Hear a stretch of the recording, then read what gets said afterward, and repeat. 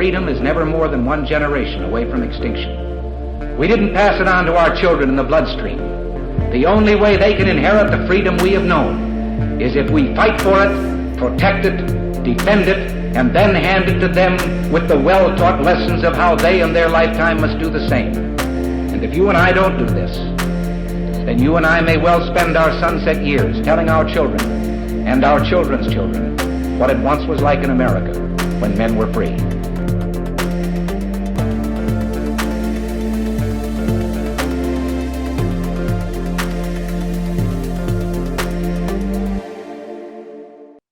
Hey everybody, welcome to episode number 318 of Gun Freedom Radio, where we engage, we educate, and we inform. We are brought to you by azfirearmsauctions.com, your nationwide premier firearms auction where you set the price on ammo, firearms, and accessories. I am one of your hosts, Cheryl Todd. And I'm the other guy, Dan Todd. We have a great show today. Our theme is Freedom Junkie, and our guest is Betsy Dewey. Betsy is the founder of Freedom Junkie Radio podcast.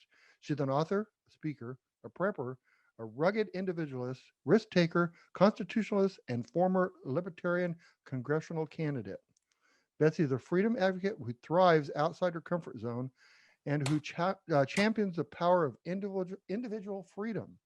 She's also a professional musician, a fiddle player, and a singer-songwriter with a new release called We Can Agree. Welcome to the show, Betsy. Thank you, Cheryl and Dan. I'm so happy to be here. This is exciting. Now, you had me on your podcast, Freedom Junkie, just a few weeks ago, and we had so much fun that we wanted to continue the conversation over here on our show.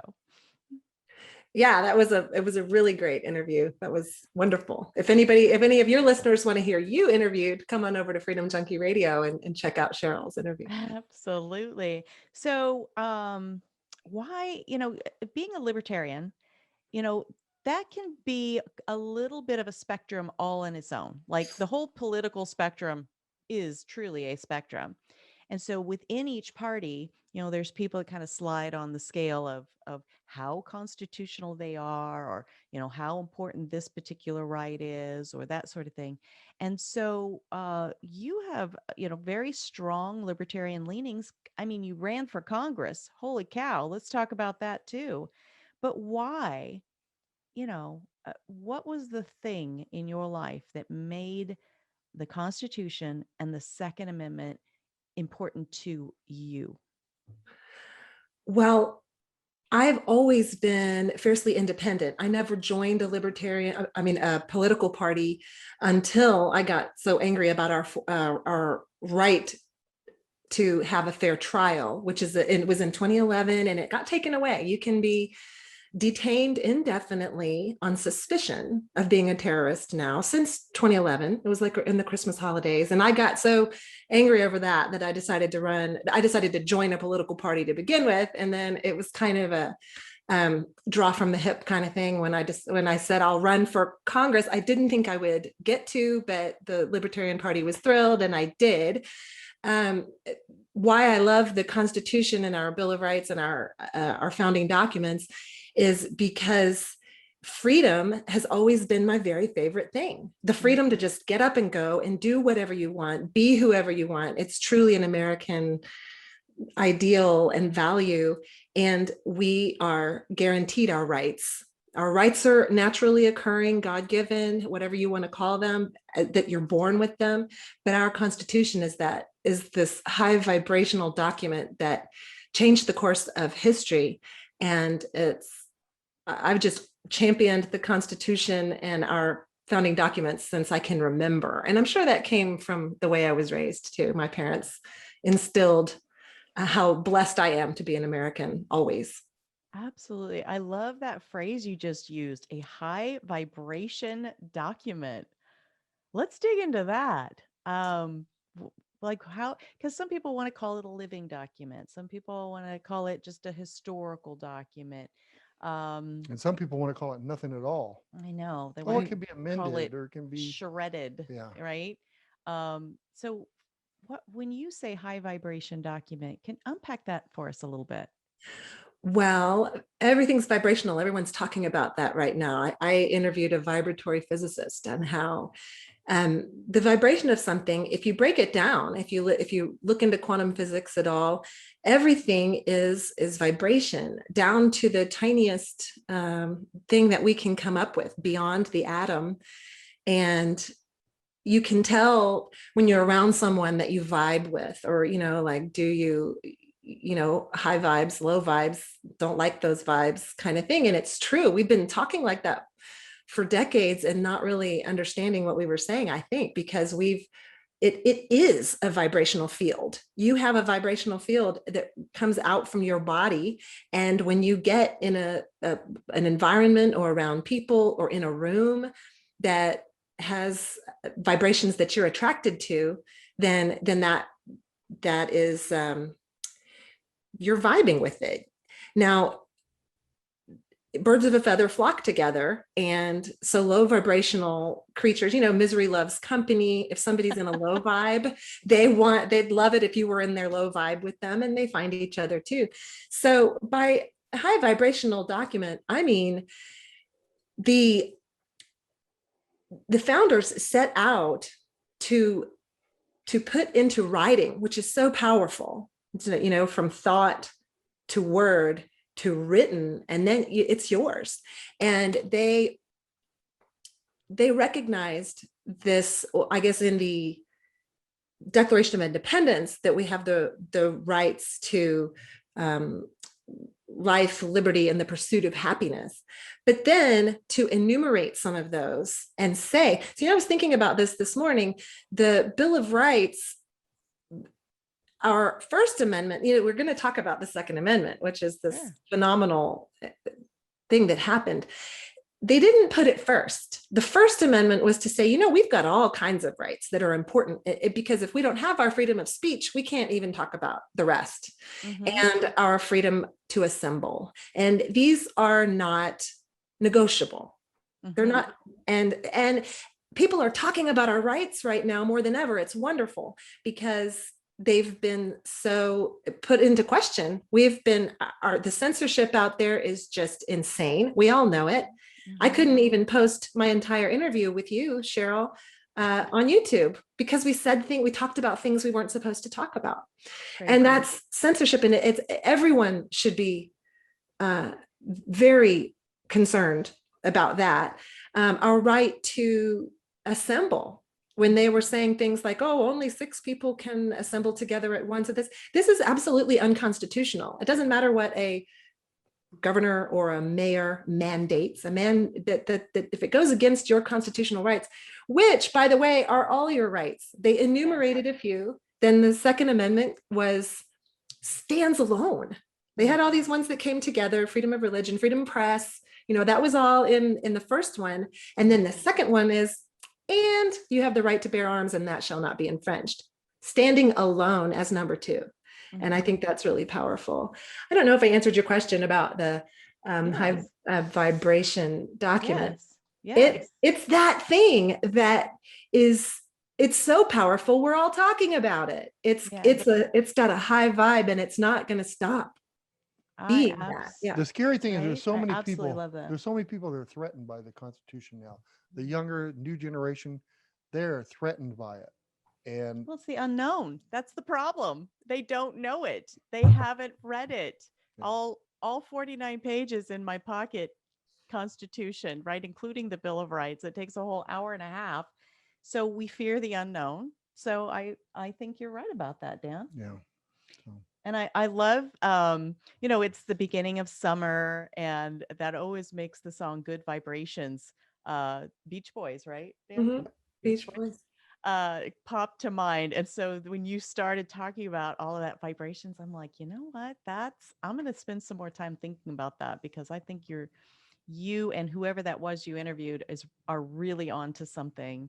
And I think you're right. We probably have been saying something that we felt at a deep level, but hadn't processed really, through our minds. And the scary thing is, years. We are being censored right now, mm-hmm. but yet we're not doing anything about it. No, I mean, we're talking about it, Mhm. and but what can we do? I mean, how can we go to people like Facebook and say, no, you will not censor us? Boy, that's the $8 gajillion Yeah. question right I'm not there. saying we're not doing anything about it, because we are. We're talking right now. At Yeah. least we're making it aware to people that are on the fence. Hey, our Constitution is being stepped on. Absolutely. Well, I think part of the problem is we're participating. If we Mm. all decided, hey, Facebook censors people, I'm not going to participate, then they would crumble. It wouldn't exist. So the best thing we can do is talk about it. I try not to participate in Facebook actually. And well, but it was this huge thing. My Twitter account is completely throttled. When I ran for Congress, I had over 9,000 followers. It's not that many, but when I was tweeting 10 years ago, if I had 9,000 followers, I'd probably get 70 or so either retweets or comments. It would get a response if I tweeted something. Now it is 0, 0, 0, 0. And it's Twitter unfollowed about 3,000 of my followers for me. So now it's down to about 6,000, and I don't even use it. There's no point in using it because no one sees what I tweet. So Right. it's 100% censorship. So I don't use Twitter. I use Facebook extraordinarily minimally, which sometimes I feel like I'm not reaching people because I don't. And then I do use Instagram, but they censor people too. Yes. So I mean, if people knew about Telegram, which as of now is free speech, there's nothing being censored that I'm aware of on Telegram. And I think all of your listeners, that it's a free app on your phone, just like the others. And it takes a little bit of navigating and getting used to. You can find Freedom Junkie Radio on there and search for some other people that are on there and start communicating. It's really easy, and I actually like it. But Well, and the social media presence and amount of, followers and likes and all of that, that is a currency of its own. It's a strange form of social currency, I think, and currency via influence and that sort of thing. But when we want to get super frustrated about being censored and, our reach is being harmed, my brain goes to two major places in our history. One is, of course, during the revolution, somehow, some way, people still got the message across, and formed networks and found each other. And, the proof is that we're sitting here in a place called the United But we States. don't have horses to go around and We say don't anything. have horses to go around. And then the other time is, during the time of, well, we're Christians, so of course my brain goes to during the time of Jesus. And so, that message tried to get, censored unto death, right? And so somehow the message still moved forward. And so I don't want people to be unnecessarily discouraged, but I also think, like you're saying, that we need to be smart about, um, I feel like I'm going to use the infrastructure that Facebook put into place until they physically remove me. But then I have other days that I'm like, well, why am I, giving them any of my energy? I should Well, be wait a giving minute. it to Wait a minute. another. So, Facebook, it's a Mhm, life of its own. It's mhm, it's created to do whatever they do. If we don't stay on Facebook and try to at least get some words in there sideways somehow, mhm. then they're going to get exactly Yeah, what they want. you got a And point there, we have to interact for sure. in Yeah, some got a ways. point there. But I feel the same way. Why do we support? Mhm, Because we're another number for them, and the more numbers we have, the better off they have, the better off they are. for sure. So I don't know the answer to that, but Well, I want to move to the next question, if that's okay with everybody. Talking about the Second Amendment, 27 whole words. Again, our founders were able to do so much with so little, right? They were, outmanned, outgunned, outfinanced, everything else, and yet they still came up against the strongest, most well-trained military presence on the planet at the time, Great Britain, and were able to prevail. Um, and they wrote this document. They gave us our roadmap, right? our recipe book, whatever you want to call and think about this inheritance, our Constitution and Bill of Rights, in 49 pages in a pocket Constitution size. And then in 27 words, they enumerated that God-given right to keep and bear arms, that natural right to keep and bear arms. Brilliant in the brevity. For your personal journey, to finding that, to understanding that, to owning that, and to living that out, talk to us about your personal journey with the Second Amendment. Well, I was raised in Texas by gun owners, and I learned to shoot at a young age and shot skeet as I had a blast shooting and being around guns, and I never thought much about it, BB guns all the way up.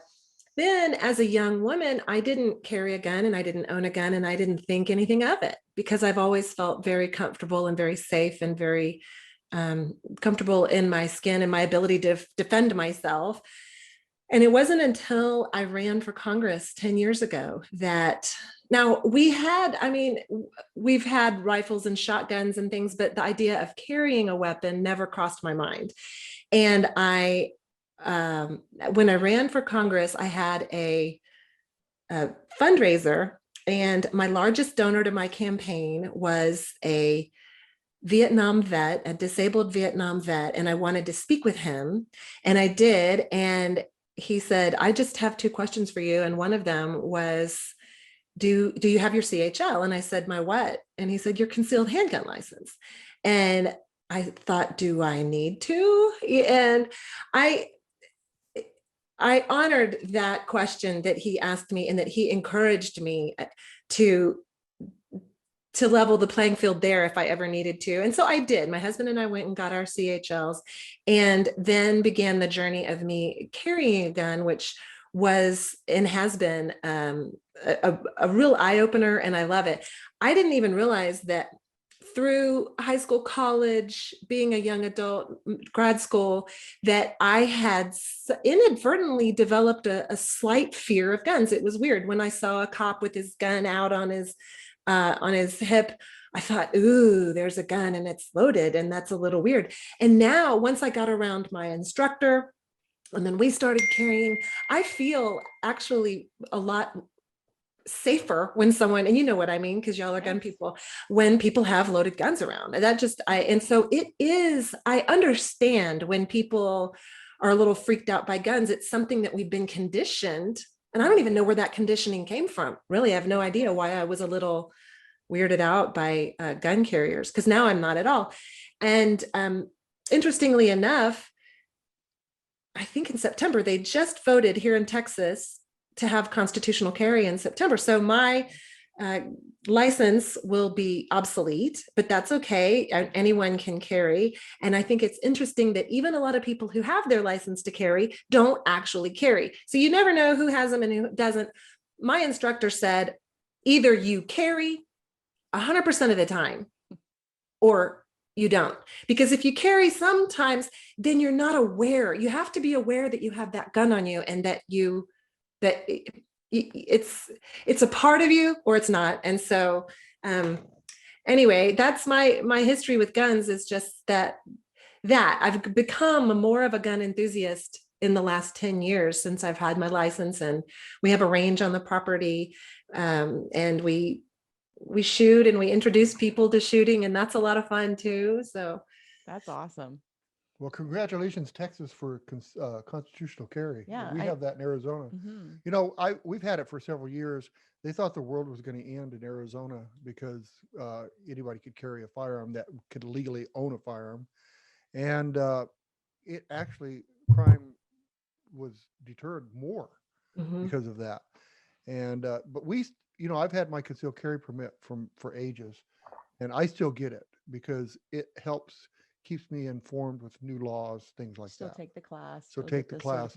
I encourage people to still take the class because it will put you in a different setting. I think so too. And, when you were talking about, you don't even know where that conditioning came from. And, it is interesting how much we just kind of let wash over us and that we absorb. And and kind of passively accept and become, okay with, agree with passively.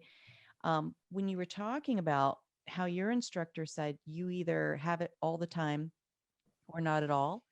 And I was thinking, part of that conditioning comes from there are places that they have prevented us from carrying. And so there's this whole inconvenience factor. So if you're saying, all right, so when I get up in the morning, I'm going to go to these, 3 or 4 places. And one of those places is I have an appointment in, let's say, a school, or I have an appointment in a government building, or, some other place where they've, put up their little paper gun-free zone signs that are supposed to magically keep us safe somehow, which they don't. So now you've got to rethink your whole day. And so many of us would go, well, you know what? I guess it's just not reasonable to carry today, so I'm just going to leave it at home in the safe. So what does that, you know what I mean? If it's inconvenient for us, then it's easier to leave it at home rather than us stand up and push back and go, no, I'm sorry. A government building, I pay for that, right? I'm a taxpayer. Why are you disarming me? A school, government funded school, I pay for that, right? So it's just, I think we need to, again, engage our minds and rethink how we're thinking. What do you think about that? Well, what it made me think of is people who really don't want us to carry guns. And we need to educate them, because there isn't any more gun violence than other violence. And it's, if you take the guns away, we're seeing it in London, people are still killing each other. If it doesn't happen anyway. About having to rethink your day and not carry, there aren't very many places that I'm unable to carry. But I remember what you're talking about. I went into a hospital one time and I walked up and it said, 30-06. And I thought, so I walked back out to the car and put it in the car, and then it felt very uncomfortable the whole time I was in that hospital, knowing that if the guy comes in with the crazy guy who wants to kill everybody, then I have to figure out another thing than helping to be part of the solution. Mm-hmm. And I think, there's people are afraid of those guys. They're afraid of the 1 in 300 million that's going to go and do something crazy. And so if everybody who could carry a gun in a hospital did, which would be everybody in Texas come September, well, not everyone. Okay, so let's say then, are any of us, okay, you and I have been carrying guns for years. Mm-hmm. Are we more likely to kill someone? I mean, no, I would never. I mean, I have such a huge, I just honor life so much. The idea of killing someone would never cross my mind. Defending myself, yes. That's the whole point. Absolutely. And reaching people who've been so conditioned to think that we can't have guns around. Like the hospital's a great example, that they would think we can't have guns in here. Mm-hmm. I don't know how we reach those people.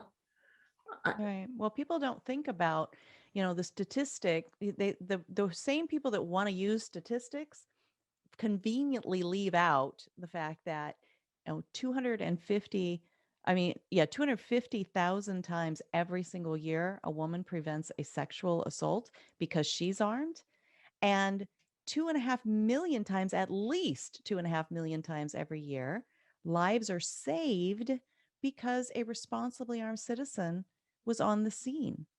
And so, why, if we want to say that statistics matter, then those statistics matter as well. Well, wait. And guns do help preserve and save lives every single day. If you look at the mass shootings that are all across the United States, the few that there are some though. If you look at them, every single one of those, or I would say 99% of them, are gun-free zones. Mm-hmm. Do Mhm. you ever see where they have a shooting spree at a police department or FBI building or something like that? No. And so we tell the criminals, we tell the mentally insane, Mm-hmm. we tell them there are no guns here, Right. right? Right. We Until should you all be bring wearing one, t-shirts. bad guy. We should right? all have t-shirts that says, I carry a gun so you don't have to. You know, but it's like, that's the problem. They think just because you could have put a piece of paper on the door Mhm. that all of a sudden everybody's going to follow that law. Right. Kumbaya. And We the just all thing get is, the along. criminals know the honest people are going to follow that law, but I'm a criminal. I don't have to follow that law. So I can go in there and I'm protected. Mhm. Okay, so you are involved in the Arizona legislation. How about a state like Texas or Arizona? Why don't we experiment with having no gun-free zones? Exactly. We should approach our legislators about that and say we're going to be a gun-free Yeah. state and see where the statistics go over the next decade. Because if it's true what you're saying, that gun-free zones are the only places that mass shootings happen. So Mhm. if we have no gun-free zones, then statistically we shouldn't have any mass shootings. We should try it. Well, the problem love with that that idea. is the other side, the side that are for gun laws, would be terrified because it would work. And now they have nothing to, what are they going to do? Okay, I mean, we already have the examples and they keep putting other blame. Like I just had a conversation with somebody yesterday about Chicago, and they said, the guns are coming from other states. Like, yeah, but are That's those other states you know, experiencing the same but levels yeah, of but the states that they're coming from, they don't have those crimes. right? So, you know, guns come from all over the place. I don't argue that point, but I do argue the point that if we did that, it would work, and now they would have nothing to. Well, and I love that idea so much, Yes. Betsy, because then our side could say, and you know what? Training is important. We understand that. We don't want, to just, say that, we don't have to have the responsibility of education. So from the earliest ages, let's also implement, like the Eddie Eagle program in What did you younger say? schools. Implement, like And demand it, then or are you saying just voluntarily give it to? just volunteer it. Just Right. volunteer it. Not But a law we that says you can have to. no, I don't want any mandatory training ever. But I'm just saying that, that could be our compromise. And really, our compromise is what we want. We want to train, we want to empower our children from the earliest ages how to responsibly and safely interact with and around firearms. Mhm. And so we could kill two birds with one stone, pardon the pun, but I think you are onto something. And we're going to talk more about that. But let's make Arizona that state. Okay, let's have a race. Yes, Yeah, I like it. that'd And be that's fun. healthy competition. So you've mentioned that you have a gun range. Talk to us about one of the clever uses you have for your gun range. Well, it was funny because it came up in our conversation that I live in a very liberal city in Austin. I live just outside the city, and I have lots of liberal friends, and they end up out here. And and it's not just the liberals, it's anyone who sometimes it comes up and we'll say, so do you shoot? We did it this weekend. We had a guy from England who he's only shot a gun once when he was about 12, and I think it was a rifle. And so he had never shot a handgun. And it just comes up. It says, have you ever shot? Do you shoot?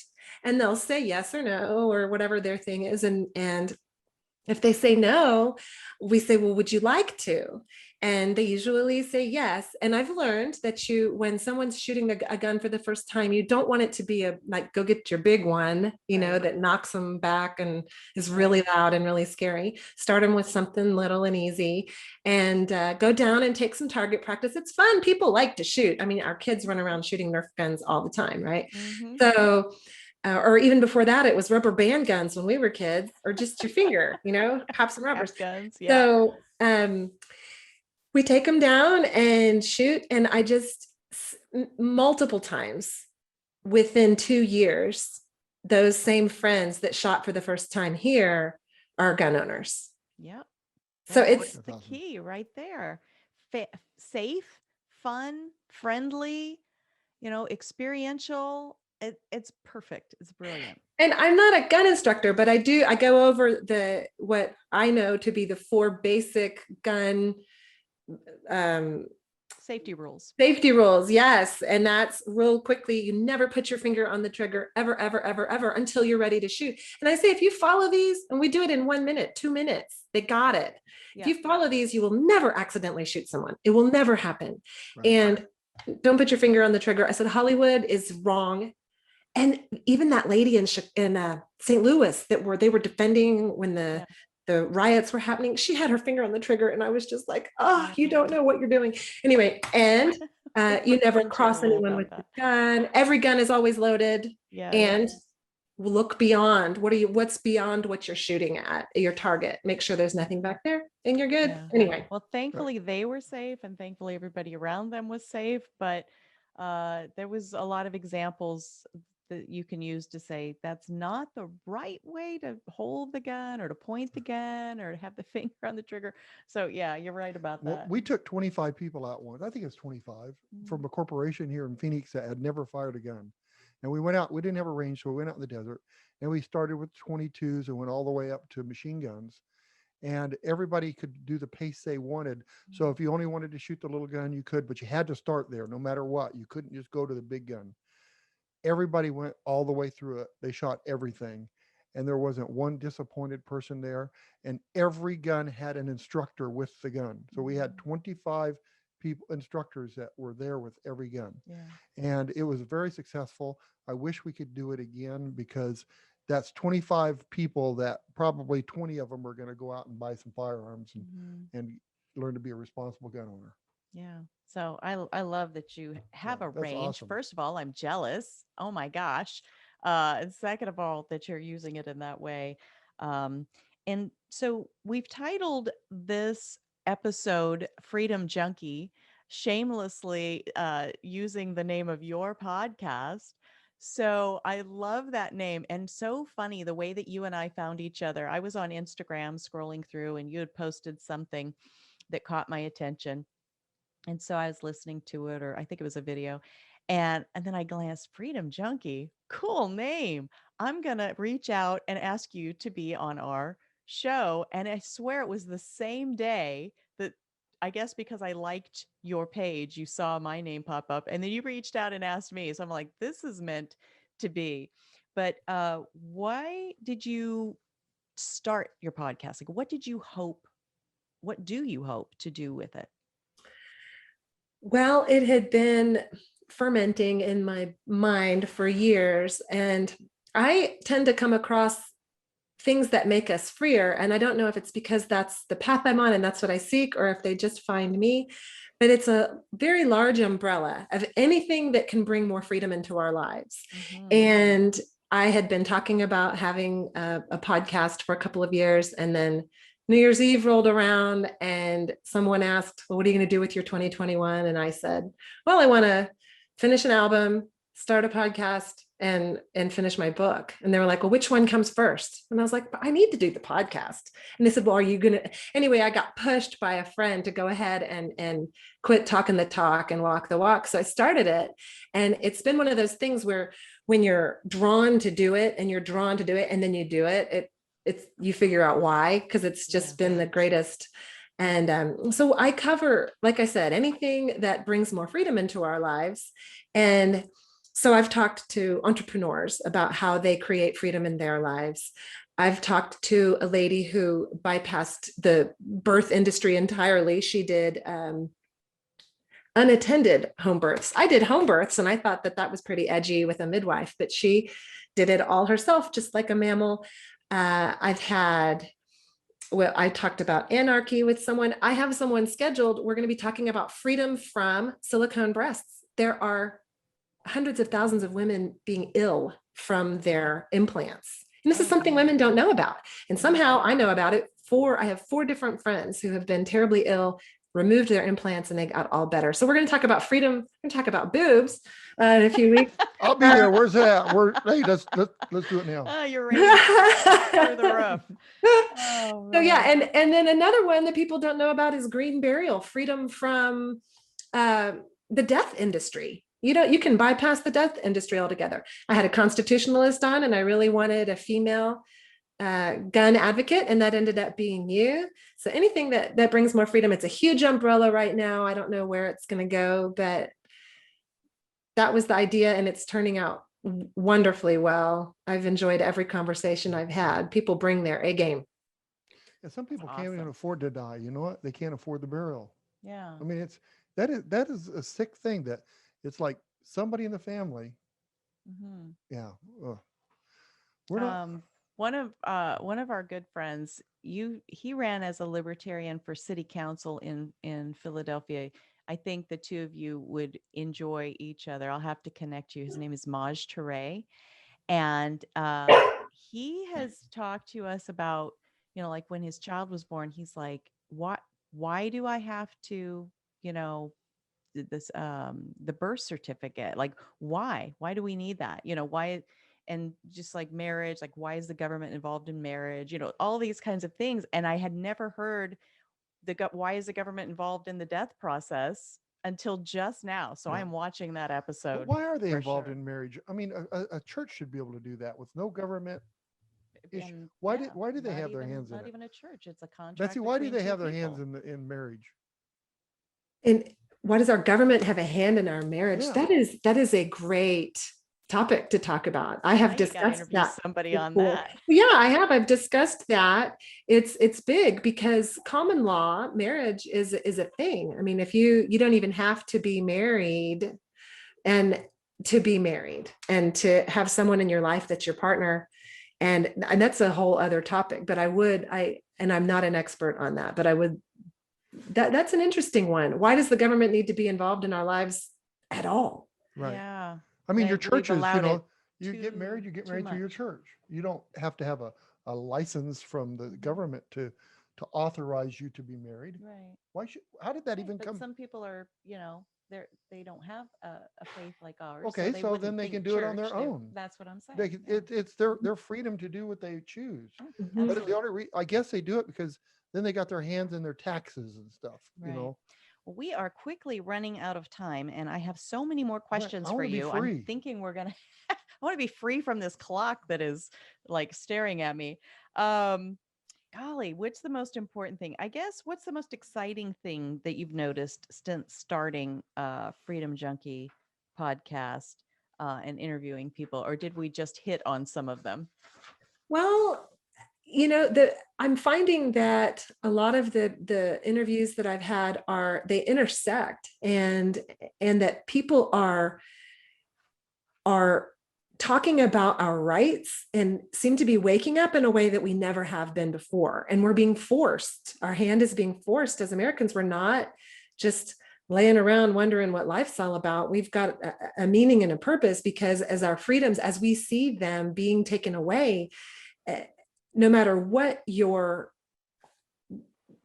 it is that you're an expert in, or what you like to talk about, or what your favorite things are, we've all got this in common right now. And we're finding each other, and there's a network of people that are giving each other hope and speaking out and talking about solutions. Mm-hmm. What can we do? Just like you asked, Dan, what do we do about the censorship?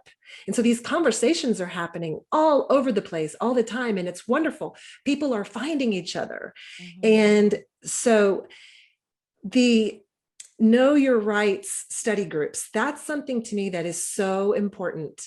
And on my website, freedomjunkieradio.com, I'm going to start, I just launched the website this week, so it's still in its infancy, but I have a page where I'm going to start posting the things that people can do to start their own groups. Because just as citizens, it is so important as citizens that we understand our rights, because we don't know. When somebody says, oh, you can't come in here unless you have a mask on, for months, everybody thought, oh, I can't go in there without a mask on. And so they put on a mask, and we're so nice, and that's great. We're compliant for the most part, but at some point you start thinking, well, it was 2 weeks, and now it's been 2 months, and now it's been a year. And a lot of us did the research and found out that masks actually spread viruses more than they stop them. And so what are our rights? Do I have to wear one? Don't I have to wear one? So the study, the Know Your Rights study group that I've become a part of, we were going to have 7 meetings, and we were going to have one on natural rights. What are our rights? Then medical rights. And I thought, why do we need to know medical rights? What's that? And what if you had an accident right now, ended up in the hospital, and they said, oh, well, you need the vaccine, or we're not going to work on you. And you don't, right. What would you do? No one can force you to do anything. No one can force you to inject something in your body. No one can force you to wear anything. Those are your human rights. And so we have to know what they are. We have to talk about them with other people. We have to empower each other to stand in our rights. And if they kick you out of the store and you don't feel like dealing with going any further with it than you have, just tell them, I'm not going to shop here anymore. In Texas, things have gotten really good. Where I was in Buc-ee's yesterday, and there were 300 people in there, and like one guy had a mask on. It was amazing. The jig is up. Everybody knows that's over with. But I think the thing that just I keep coming back around to is that I'm talking to you, whoever it is that's listening right now, whoever it is that's watching. I'm talking to you. Talk to your friend that is also interested in knowing what their rights are. Get 4 of you, get 5 of you, and start a meeting and start putting the word out just to the people that want to know, and have a meeting once a week. I know people don't like meetings, whatever. We need to know what our rights are so that we feel confident in standing up for them. And that needs to spread like wildfire, because Americans, we're holding the torch for the world, and they're hoping we keep holding that torch. So just think about how uncomfortable it was when they made the Constitution. Talk about uncomfortable. They didn't just have a little sofa and TV in front of them and go, hey, let's make a Bill of Rights. No, they had a lot of pain and death and everything else. So we should be able to at least do that. For sure. All right. Well, we have got to get out of here, but Betsy, we are definitely going to have you back on again. We have so much to talk about. And we're Dave Ramsey followers. He's the get out of debt, stay out of debt guy. And, he has a saying that something like, weird is cool, or like be the weird one, or something like that. And it's a little strange to me that freedom minded people who question authority and look around. How did we become the weird ones? But that's okay. I'll be weird right alongside my fellow weirdos who are, rediscovering an interest in freedom. Well, what's interesting is what you're saying is that the weird ones, Austin is supposed to be, we have this saying, keep Austin weird, right? We're supposed to be the weird ones. And all those people in Austin are just masking up and following orders and doing what they're told and getting mad at you if you think freely. And so that's what my song is about. I have to hear that song. How do we hear the song? So it is available on Spotify or iTunes or Amazon or any of those. I had to name it the hook line. I couldn't name it the hook line, or it wouldn't have made it through all the gauntlet. It's also on YouTube. If you want to know the words, just go to Freedom Junkie Radio on YouTube. Or no, I'm sorry. It's Betsy Dewey. Betsy, my name, Dewey. So I have some other music videos on there. The one for this song is the lyrics. It goes fast. It's a fast country song. And that video is, have I put it up on BitChute? I don't know, but it's okay. It's made it through. I think if you put the closed captions on there in Dutch. So we're all right. Everybody go listen to that and share it. You'll like it. Awesome. Yeah. So it's what's in the thing. What's in the V? Right. Yeah. That's what you'll walk around singing all day. Your children will too. You should play it. You're welcome to play it on your show, Cheryl. I And appreciate that. I'm definitely going to put a link on your guest page. So, all right. Thank you so much. Tell folks how you've just mentioned a couple of ways they can follow you, but hit them hard with it right now. How can they follow all the work that you're doing? okay, well, the Freedom Junkie Radio and Betsy Dewey are on YouTube. Also, both of them. So Betsy Dewey Music and Freedom Junkie Radio on Instagram, Facebook, Freedom Junkie Radio on Telegram and the Freedom Junkie Radio chat. Then I also post on BitChute and Rumble. Of course, the podcast is available anywhere you can get a podcast, like Spotify and iTunes and all that. Very cool. And then there's the website, www.freedomjunkieradio.com. That's awesome. I haven't seen the website yet. I'll go check that out. Thank you so much for all that you're doing. We will definitely have many more conversations in the future, and I'm very curious to watch some of the other interviews that you've done. And thank you again for having me on your Freedom Junkie Radio. But we will talk again very soon. Well, thank you both. Thank you. Create a wonderful day. Thank right, you. bye-bye. You too. All right. Bye-bye. Betsy Dewey. She's awesome. Oh my gosh. You think about it, how many things that were supposed to be free, how many things were not free? And how did that happen? Yeah. It was incrementalism. It was one tiny little Right, just a little bit here and there. I mean, think about thing at it. a time. Why just one would the little government be layer. involved in weddings? Why is the government involved in so many things that No. so we're not really free when they do that. But I was talking also about the signs, like if I make this piece of paper and I take a sign, I make a sign and I say, he who enters this house will not disagree with me. And I put that at the front door. Is that going to work? Is it going to work? No. Okay, then why would a gun-free zone sign work? Honey, Why? This is a history would powerful show us piece of they paper. don't work. But They don't work. I want control. Yeah. But you have to, because the sign says. The sign says I can't disagree with you. Right. See, and you're already Okay. doing it. You know what? You put that up. We'll see how that goes. Let me know how that's working. I'm just for trying to, if the no firearm sign works. Yeah, but it doesn't. Wait a minute. It doesn't work, does it? Oh, wait a minute. It doesn't. What? All right. We got to get out of Yeah. here. Thank you so much to our awesome guest, Betsy Dewey. Thank you to our awesome listeners all over the world. Everywhere there's internet, we have listeners, and we value you. We see you. We appreciate you. Your time is your most valuable commodity. And when you spend it with us, that's everything. Thank you so much. Yes. If you'd like to see any of our other episodes, you want to watch them, you can see us on YouTube until they kick us off, on Gunstreamer, and on the smartphone app called Ops Lens. And if you want to just listen to the audio only version, go to our website, GunFreedomRadio.com, click the on demand tab, and binge listen to your heart's content. Darling. If you'd like to see photos and bios and works of all of our guests, including Betsy Dewey, who is on today, click the guest tab. And it is a tremendous resource of subject matter experts. And we don't hate it when you spend time there. All right. We have got to get on out of here. So we are going to pray for this nation. Pray for our leaders. We'll call them leaders. And, how about the ones you don't like? Yes. Pray for them. Maybe especially the ones you don't like? Pray for them. All right. Until next time, be good to each other. Have a great week, and God bless. Bye-bye.